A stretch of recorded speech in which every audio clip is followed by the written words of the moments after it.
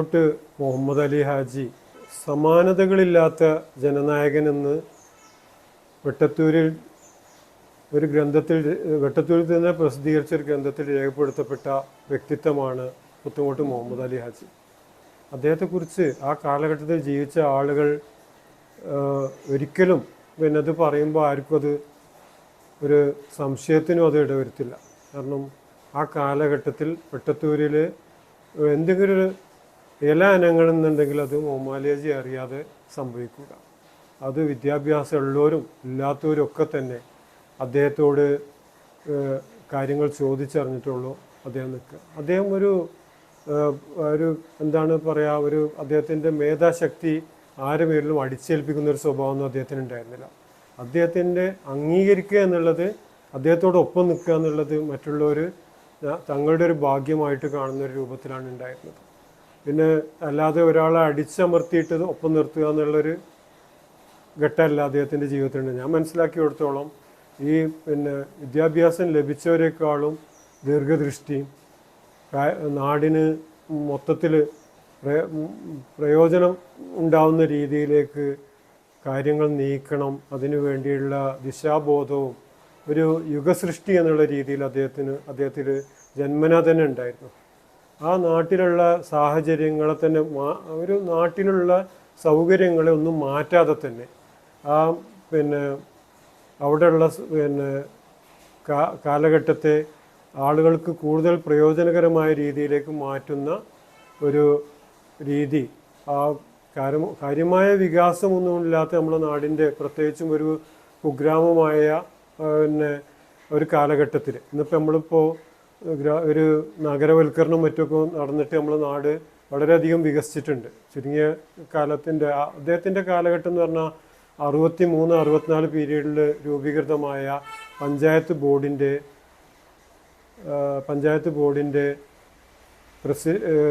മെമ്പറായിരുന്നു അദ്ദേഹം. 1964 പീരീഡിലാണ് പഞ്ചായത്ത് ബോർഡ് രൂപീകൃതമാകുന്നത്. ആ ബോർഡിൽ 6 അംഗങ്ങളാണ് ഉണ്ടായിരുന്നത്. ആ 6 അംഗങ്ങളിൽ 2 അംഗങ്ങൾ ഈ സാദിഖ് മൗലവിയും മുഹമ്മദ് അലി ഹാജി ആയിരുന്നു. മുഹമ്മദ് അലി ഹാജി എന്നൊരു മരക്കച്ചവടക്കാരനായിരുന്നു. അദ്ദേഹത്തിന് ഈ രംഗത്തേക്ക് കൊണ്ടുവന്ന് നമ്മളതിൽ നിൽക്കണം, അതിന് നേതൃത്വം കൊടുക്കണം, മുന്നിൽ വരണം എന്നൊക്കെ പറഞ്ഞിട്ട് ഇതൊക്കെ പറയാൻ പറ്റുന്നത് ഈ സാദിഖ് മൗലവി ഇത് രേഖപ്പെടുത്തിയിട്ടുണ്ട്. ആ കാലത്ത് മുഹമ്മദ് അലി ഹാജിയോട് ഞാൻ നോമിനേഷൻ കൊടുക്കാൻ പറഞ്ഞു, അദ്ദേഹം കൊടുത്തു. നിരന്തരമായി യോഗത്തിൽ പങ്കെടുക്കാത്തതുകൊണ്ട് അദ്ദേഹത്തിൻ്റെ മെമ്പർഷിപ്പ് ഒരു ഘട്ടത്തിൽ ഒഴിവാക്കുകയുണ്ടായി. എന്നിട്ട് പിന്നീട് രണ്ടാമത് പുനഃസ്ഥാപിക്കപ്പെട്ടതായിരുന്നു.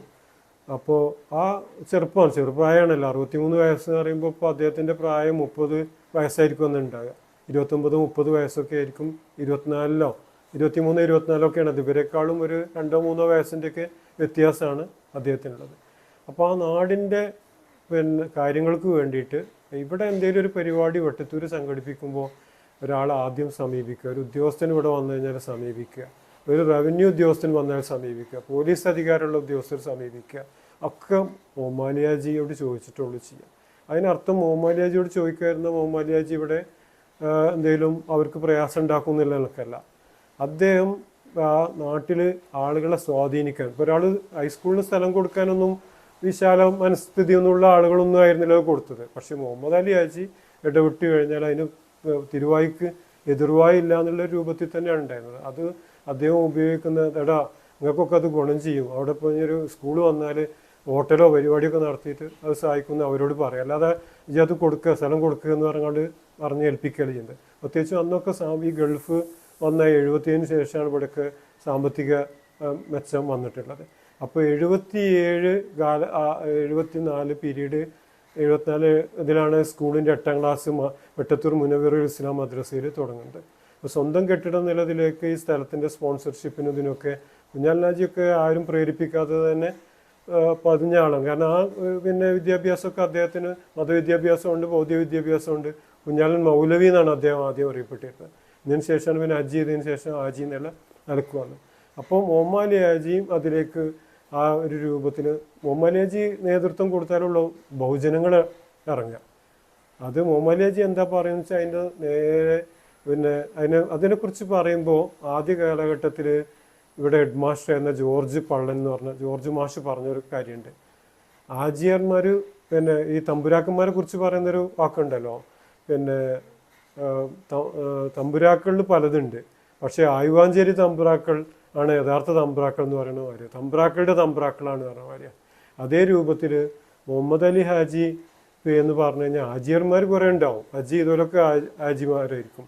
പക്ഷെ ജോർജ് മാഷ് പറഞ്ഞാണ് ഞാൻ പറയുന്നത് കേട്ടോ, ഞാനിവിടെ ഇതാക്കുന്നതല്ല. ജോർജ് മാഷ് ഒരു ലേഖനത്തിൽ അദ്ദേഹത്തെക്കുറിച്ച് സ്കൂളിൻ്റെ പിന്നെ സിൽവർ ജൂബിലി ആഘോഷത്തോടനുബന്ധിച്ച് വട്ടത്തൂർ ഗവൺമെൻറ് ഹൈസ്കൂള് ഒരു സുവനീർ പ്രകാശിപ്പിക്കേണ്ടായി. അതിൽ പറഞ്ഞ ലേഖനത്തിൽ പറയുന്നതാണ്, ഹാജിയാർമാർ പിന്നെ കുറേ ഉണ്ടാവും, പക്ഷേ മുഹമ്മദ് അലി ഹാജിക്ക് ഒക്കുന്നൊരു ഹാജി ഞാൻ കണ്ടിട്ടില്ല എന്നാണ് അദ്ദേഹം പറഞ്ഞത്. അതേപോലെ തന്നെ പുത്തൻകോട്ട പൂമുഖം എന്നാണ് പറയുന്നത്. പുത്തൻകോട്ട പൂമുഖം എവിടെ തീരാത്ത പ്രശ്നങ്ങളും, എവിടെ ചെന്നാലും തീരാത്ത പ്രശ്നം. പോലീസ് സ്റ്റേഷനിൽ ഒക്കെ പോകേണ്ട കേസുകൾ ഇവിടെ പോലീസുകാർക്ക് ഇടപെട്ട ഒരു കേസ്, വ്യക്തിപരമായിട്ട് ഞാൻ ഇടപെട്ട ഒരു കേസിൽ നിർഭാഗ്യവശാൽ എനിക്ക് എൻ്റെ കോളേജ് പഠനകാലത്തൊരു കേസിൽ കുടുംബമായിട്ടുള്ള ഇതൊരു കേസുണ്ടായി. ആ കേസിൽ ഇടപെട്ട് കഴിഞ്ഞപ്പോൾ വന്ന DYSP ഇത് അന്വേഷിക്കാൻ വേണ്ടി വന്നിരുന്നു. അന്വേഷിക്കാൻ വന്ന ആൾ പറയുന്നത്, എൻ്റെ ഉമ്മ അന്ന് ഞാൻ സ്ഥലത്തില്ല, ഉമ്മ പറഞ്ഞത് വാപ്പയൊക്കെയുള്ള കാലഘട്ടത്തിലാണ്. ഞാൻ ചെറിയ 17 വയസ്സോ 18 വയസ്സൊക്കെ ഉള്ള പ്രായമാണ് എനിക്കുള്ളത്. അപ്പോൾ മൈനർ ആയതുകൊണ്ട് കേസിൽ പ്രതി ചേർക്കാനുള്ള സമയം തന്നെ ആയിട്ടില്ല. അപ്പോൾ അതിന് അന്വേഷിക്കാൻ വന്ന ആൾ പറഞ്ഞത്, ഈ മുഹമ്മദ് അലി കൊണ്ട് ഒന്നിനും പറ്റണില്ലല്ലോ, ഒരു വിഷയത്തിലും ഇടപെടാൻ പറ്റണില്ലല്ലോ, ഒക്കെ ഇദ്ദേഹം പറയുന്ന രീതിയിലാണല്ലോ പോകേണ്ടത്. അപ്പോൾ പോലീസ് സ്റ്റേഷനിലേക്ക് ഒരു കേസ് പോവാതെ, ലോ ആൻഡ് ഓർഡർ സിറ്റുവേഷൻ ഉണ്ടാക്കാതെ, അതേപോലെ തന്നെ നാട്ടിലുള്ള എന്ത് പ്രശ്നം ഉണ്ടെങ്കിലും ആ പ്രശ്നങ്ങളിലൊക്കെ തന്നെ പിന്നെ അത് നാടൻ മധ്യസ്ഥതയിൽ തീർത്തിരുന്ന വ്യക്തിത്വമായിരുന്നു അദ്ദേഹം. അപ്പോൾ അദ്ദേഹം ചെയ്തിരുന്ന സേവനം ഇന്നിപ്പോൾ ആരാണ് അങ്ങനെ ഇടപെടാൻ പറ്റിയ ഒരാളിൽ നമ്മൾ ആ ശൂന്യത നമ്മളൊന്ന് അനുഭവിക്കണം ശരിക്ക്. അതിൻ്റെ ദോഷങ്ങൾ ചിലപ്പോൾ ഒരു ചെറിയ അളവിലൊക്കെ ഉണ്ടായേക്കാം. കാരണം ചിലത് ഇടപെട്ട നമുക്കൊന്നും സ്വന്തമായിട്ട് ചെയ്യാൻ പറ്റണില്ലല്ലോ എന്നൊക്കെ ഉള്ളൊരു സ്വാതന്ത്ര്യബോധമുള്ള ആളുകൾക്ക് പ്രയാസം ഉണ്ടാക്കിയാൽ. പക്ഷേ ഗവൺമെൻറ്റിലേക്ക് ഒരു കേസ് പോകുന്ന സാമ്പത്തിക ചെലവ് മാത്രമല്ല, സാമൂഹിക ആയിട്ടുള്ള ആഘാതം കൂടിയും രണ്ട് കുടുംബങ്ങൾ തമ്മിലുള്ള കേസോ 2 വിഭാഗങ്ങൾ തമ്മിലുള്ള തല്ലും വെക്കാനൊക്കെ ഉണ്ടാകുമ്പോൾ അത് വരുന്നൊരവസ്ഥ പരിഹരിക്കാൻ അദ്ദേഹത്തിന് സാധിക്കുമായിരുന്നു. അപ്പോൾ സമൂഹ സൃഷ്ടിപ്പിലും പോസിറ്റീവായിട്ടുള്ള സമൂഹ സൃഷ്ടിപ്പിൽ വലിയ പങ്ക് വഹിച്ചിരുന്നു അദ്ദേഹം. ഭരണരംഗത്ത് അദ്ദേഹത്തിൻ്റെ പങ്ക് കാരണം ആണ് നമ്മളിന്ന് അനുഭവിക്കുന്ന പല കാര്യങ്ങളിലും അടിസ്ഥാന സൗകര്യങ്ങൾ ഉണ്ടാക്കിയത് മുഹമ്മദ് ഹാജിയുടെ നേതൃത്വത്തിലായിരുന്നു. അതേപോലെ തന്നെ പിന്നെ സാംസ്കാരിക രംഗത്ത് അദ്ദേഹത്തിൻ്റെ പങ്ക് ഇല്ലെങ്കിലും ആ ഇതിനൊക്കെ സഹകരിച്ച് അതാത് മേഖലകളിലുള്ള ആളുകളിലേക്ക് സഹകരിപ്പിച്ച് അത് നടത്താനുള്ള സൗകര്യങ്ങൾ, ഭൗതിക സാഹചര്യങ്ങൾ ഒരുക്കി. അദ്ദേഹം പിന്നെ പള്ളിയുടെ പ്രസിഡൻ്റായിരുന്നു, ബാങ്കിൻ്റെ പ്രസിഡൻ്റായിരുന്നു, പഞ്ചായത്ത് ബോർഡിൻ്റെ പ്രസിഡൻ്റായിരുന്നു, എവിടെ ഏത് സ്കൂള് സംരക്ഷണ സമിതി വന്നാലും അതിൻ്റെ പ്രസിഡൻ്റായിരുന്നു. സ്കൂൾ സ്പോൺസർമാർ, ഗവൺമെൻറ് സ്കൂൾ അനുവദിക്കുമ്പോൾ 1-2 പേര് സ്പോൺസർമാരായിട്ടുണ്ടാവും. ആ സ്പോൺസർമാരിൽ ഒരാൾ ഇദ്ദേഹമായിരുന്നു. 3 സ്പോൺസർമാരുണ്ടെന്നാണ് എൻ്റെ ഓർമ്മ. അതിന് രണ്ടാമെന്ന് അറിയില്ല. കുഞ്ഞാൽ നാജീം, സാദിഖ് മൗലവിക്കും പുറമെ 1ാമത് ആ സ്ഥാനത്തുണ്ടായിരുന്നത് പുത്തൻകോട്ട് മുഹമ്മദ് അലി ഹാജിയാണ്. പുത്തൻകോട്ട് മുഹമ്മദ് അലി ഹാജിയുടെ ഈ പിന്നെ ആ സ്ഥാനത്തേക്ക് ഇവർക്ക് ആർക്കും എത്താൻ സാധിച്ചില്ല. അവരുടേതായ മേഖലകളിലും മറ്റ് പങ്കാളിത്തവും കഴിവും പിന്നെ ഒക്കെ ഉണ്ട്.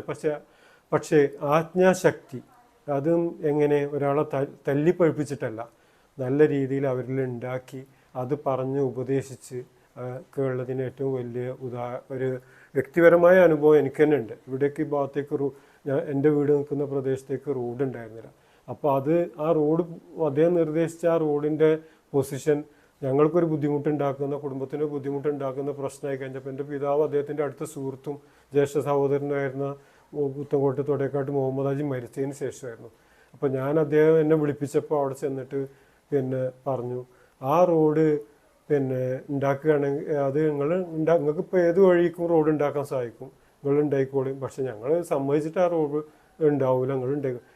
എനിക്കെന്തിനാ എൻ്റെ സ്ഥലത്തേക്ക് റോഡ് ഉണ്ടാക്കേണ്ടത്, അവിടെ റോഡ് ഉണ്ടാകണം, എനിക്ക് അവിടെ റോഡ് ഉണ്ടാകണമെന്നുള്ള ആവശ്യമില്ല, അവിടെ ഉണ്ടായിക്കഴിഞ്ഞാൽ ഞങ്ങൾക്ക് നല്ല നിലനിൽക്കാണ് എന്ന് പറഞ്ഞുകൊണ്ട് ഒരു മകനോടുള്ള വാത്സല്യം കാണിച്ചിട്ട്, അല്ലെങ്കിൽ അദ്ദേഹത്തിൻ്റെ ആ സുഹൃത്തിനെ ഓർത്തിട്ടായിരിക്കും ആ സമയത്ത് കയർക്കാതെ എന്നോട് ഒരു സ്നേഹത്തോടു കൂടി, വാപ്പാൻ്റെ വാത്സല്യത്തോട് കൂടിയിട്ട് തന്നെ തിരുത്താൻ അദ്ദേഹം പ്രേരിപ്പിച്ചു. പിന്നീട് ആ ഒരു ഘട്ടത്തിൽ അത് അങ്ങനെ നിന്നു പോയെങ്കിലും പിന്നീട് ആ റോഡിന് ഒക്കെ നേതൃത്വം നൽകിയിട്ട് അത് ആർക്കും പ്രയാസമില്ലാത്ത രീതിയിൽ ഉണ്ടാക്കാൻ ഞാൻ ഉൾപ്പെടെയുള്ള ആളുകൾക്ക് പറ്റി എന്നുള്ളതും അതിൻ്റെ തുടക്കം കുറിക്കാനും അദ്ദേഹത്തിനെ സഹായിച്ചത്.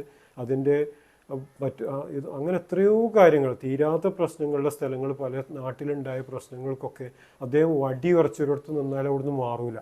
അവർ ദൃഢമായിട്ട്, അതിന് വ്യക്തിപരമായിട്ട് നഷ്ടം വന്നാലും വേണ്ടില്ല, എന്താഘാതം വന്നാലും പ്രശ്നമല്ല.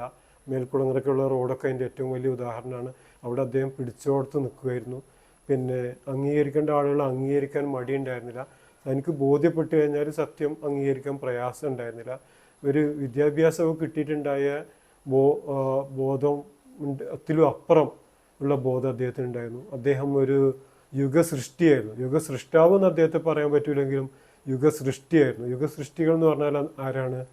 ആ കിട്ടിയ ഭൗതിക സാഹചര്യങ്ങളെ പ്രയോജനപ്പെടുത്തിയിട്ട് അത് സമൂഹത്തിന് ഉപകാരപ്രദമായ രീതിയിൽ വിനിയോഗിക്കുന്നതിലുള്ള കാലത്തിൽ കാര്യമായ മാറ്റങ്ങളൊന്നും വരുത്താതെ ആ നിലവിലുള്ള കാലത്തിനെ പ്രയോജനപ്പെടുത്തിയിട്ട് ആ സമൂഹത്തെ വികസിപ്പിക്കാനുള്ള വലിയ പങ്കുവഹിച്ച ഒരു വ്യക്തിത്വമായിരുന്നു. വരും തലമുറ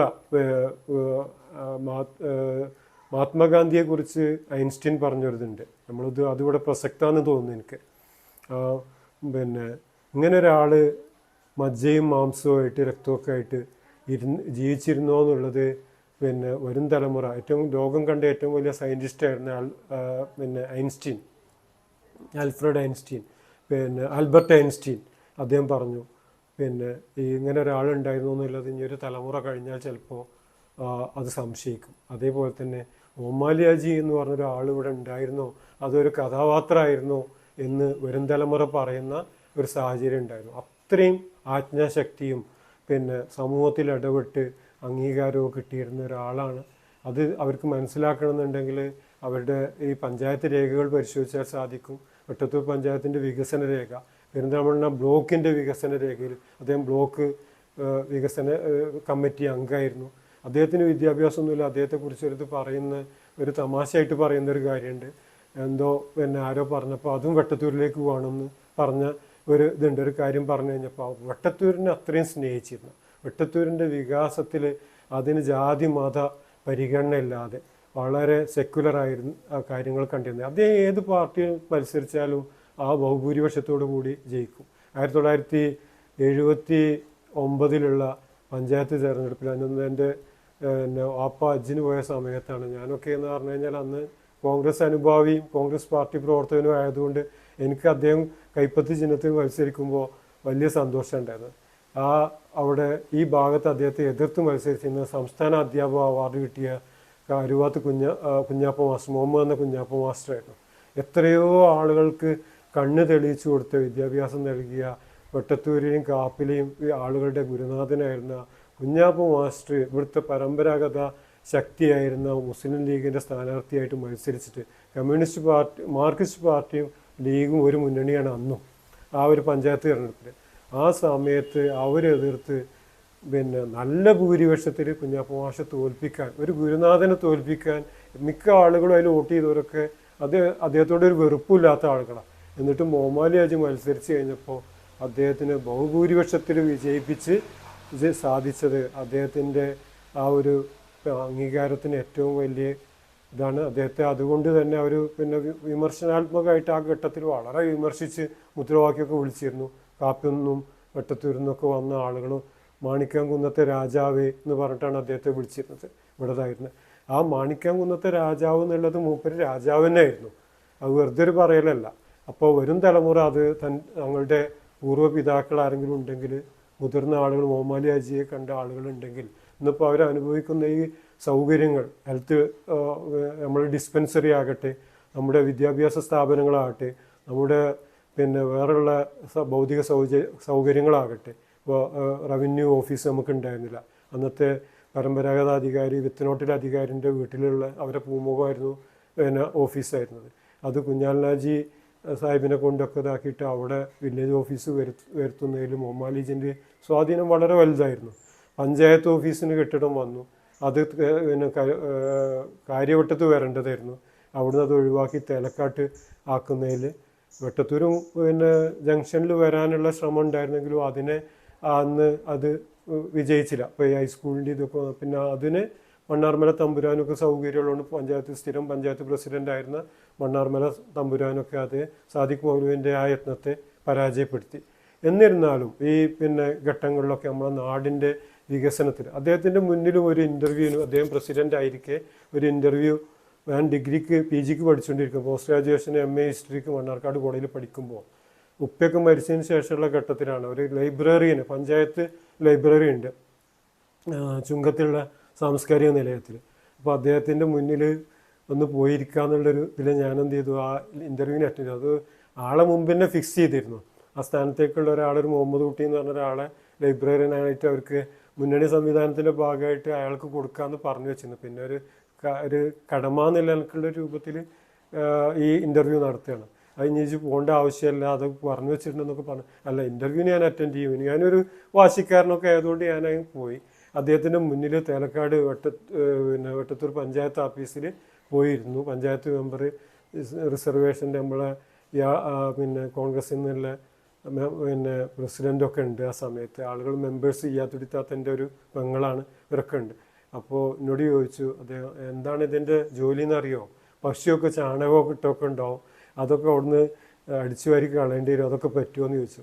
അപ്പോൾ ഞാൻ പറഞ്ഞു അതൊക്കെ എനിക്കറിയാം, അതൊക്കെ ആവാം എന്നുള്ള രീതിയിൽ പറഞ്ഞു. ആ കാര്യങ്ങൾ ആ സാംസ്കാരിക നിലയത്തിൻ്റെ പ്രവർത്തനത്തിലൊക്കെ തന്നെ അദ്ദേഹത്തിൻ്റെ മുന്നിലൊന്ന് പോയിരിക്കാനൊന്നും നമുക്കല്ലാതെ സാധിക്കൂല. അപ്പോൾ അവിടെ നിന്ന് പോയിരുന്ന് മൂപ്പരോട് സംസാരിക്കാനൊരു അവസരം കിട്ടുക, മൂപ്പരടിയിൽ ഒരു ശ്രദ്ധേയനാകുക എന്നൊക്കെ ഉള്ളതാണ്. അപ്പോൾ മൂപ്പര് വളരെ വ്യക്തിപരമായിട്ട് പറയുകയാണെന്ന് വെച്ച് കഴിഞ്ഞാൽ ഞാൻ ഒരു കാര്യം കൂടിയും സൂചിപ്പിക്കട്ടെ. അദ്ദേഹത്തിന് ഒരു അസുഖം വന്നുകൊണ്ട് വീട്ടിൽ കിടപ്പിലായ ഒരു ഘട്ടത്തിൽ അത് ഒരു സർജറി നടത്തിയിട്ട് അദ്ദേഹം വീട്ടിലിരിക്കുകയാണ്. ഇപ്പം എന്നോട് പറഞ്ഞു, ഉപ്പാക്ക് ഏറ്റവും ഉറ്റ ഹബീബാണ്, അദ്ദേഹത്തിൻ്റെ സിദ്ദീഖായിരുന്നു ഉപ്പ. പ്രവാചകന് അബൂബക്കർ സിദ്ദീഖ് എങ്ങനെയുള്ള രീതിയിൽ സ്വന്തം ജീവനേക്കാളും അദ്ദേഹത്തെ ആരോ ഒരാൾ ചീത്ത പറഞ്ഞതിനൊക്കെ അവരെ കയറി അടിക്കാനൊക്കെ ചെന്നൊരു കൂട്ടത്തിലൊക്കെയാണ് ഉപ്പ ഉണ്ടായിരുന്നത്. അത്ര അദ്ദേഹത്തിൻ്റെ ഒരു മന്ത്രി തന്നെ പറയാം, ആ ഉപദേശകൻ എന്നുള്ള രൂപത്തിലൊക്കെ ആയിരുന്നു ചരിത്ര കാര്യങ്ങളും ബാക്കിയുള്ള കാര്യങ്ങളിലും ഒക്കെ തന്നെ ഉപ്പാനോട് ഉപദേശം ചോദിച്ചിട്ടൊക്കെയാണ് ചെയ്തിരുന്നത്. അപ്പോൾ രാവിലെ തന്നെ ഇപ്പോൾ ഇവിടുന്ന് പോവുക, പുത്തൻകോട്ടേക്കായിരിക്കും പോവുക. അപ്പോൾ ഉപ്പ എന്നോട് പറഞ്ഞു, മലയാജി അസുഖമായിട്ട് കിടക്കുകയാണെന്ന് വെച്ചാൽ അവിടെ നിന്ന് പോയി കാണണമെന്ന് പറഞ്ഞു. അപ്പം ഞാൻ അദ്ദേഹത്തെ പോയി കണ്ടു കഴിഞ്ഞപ്പോൾ അദ്ദേഹം കാണിക്കുന്ന ഒരു സ്നേഹം, എനിക്ക് ഇദ്ദേഹത്തെ കാണാൻ ചെല്ലാൻ നമ്മളൊരു ജന്മിയെ കാണാൻ പോകുന്ന ഒരു രൂപത്തിലാന്നൊക്കെ എൻ്റെ അന്നത്തെ വിവരമില്ലായ്മയിൽ ഞാൻ കണ്ടിരുന്നു. ഞാൻ പോകില്ല, അപ്പുറത്ത് ആവില്ല, അല്ലാതെ അവിടെ പോയി ആവുകൊണ്ട് പറഞ്ഞു. പിന്നെ ഉപ്പാനെ ധിക്കരിക്കുന്നത് ഇഷ്ടമില്ലാത്തതുകൊണ്ടും ഉപ്പാനോടുള്ളൊരു ക്രിയാത്മകമായിട്ടുള്ള വിമർശകൻ എന്നുള്ള രീതിയിലാണ് നിന്നിരുന്നത് ഞാനുണ്ടായിരുന്നത്. അപ്പോൾ ഞാൻ അങ്ങനെ പോയി ചെന്നപ്പോൾ ഭാര്യയെ വിളിച്ച്, കുഞ്ഞിപ്പാത്തുമ്മ കരീമ വന്നിക്കണു, അവന് ചായ കൊടുത്താൽ എന്നൊക്കെ പറഞ്ഞുകൊണ്ടുള്ള രീതി. എൻ്റെ ഉമ്മാൻ്റെ ഇളയമ്മ കൂടിയാണ്, ഉമ്മാൻ്റെ എളാപ്പാൻ്റെ മകൾ കൂടിയായിരുന്നു അദ്ദേഹത്തിൻ്റെ രണ്ടാം ഭാര്യ കുഞ്ഞിപ്പാത്തുമ്മ ഇളയമ്മ. അപ്പോൾ എനിക്ക് അവിടെ ചെന്ന് കഴിഞ്ഞാൽ എന്നെ അറിയണവരും ബാക്കിയുള്ളവരൊക്കെ തന്നെയാണ് അവിടെ ഉള്ളത്. കുടുംബം എന്ന് പറഞ്ഞുകൊണ്ട് ഏച്ചു കൂട്ടി പറയേണ്ട ആവശ്യം ഉണ്ടായിരുന്നില്ല. അപ്പോൾ ഇന്നെ ഇത്ര പ്രായം കുറഞ്ഞ് എന്നെപ്പോലുള്ള ഒരാളെ വ്യക്തിപരമായിട്ട് അവരെ ഉൾക്കൊള്ളാൻ അദ്ദേഹത്തിന് സാധിച്ചിരുന്നു. അല്ലാതെ അദ്ദേഹം ഒരു മേധാശക്തിയിൽ ഒരാളെ കീഴടക്കുന്ന ആളായിരുന്നില്ല. ആ സ്നേഹം കൊണ്ടും അദ്ദേഹത്തിന് സാധിച്ചു. വ്യത്യസ്ത രീതിയിലുള്ള നല്ല നേതാവായിരുന്നു. ഏറ്റവും ആ പുത്തൻകോട്ട പൂമുഖത്തൊന്നും തീരാത്ത പ്രശ്നങ്ങൾ ഉണ്ടായിരുന്നില്ല. എല്ലാം നാട്ടിലും പുറത്തും തീരാത്ത പ്രശ്നങ്ങൾ പുത്തൻകോട്ട പൂമുഖത്ത് വെച്ച് കഴിഞ്ഞാൽ തീർക്കാൻ പറ്റുമായിരുന്നു.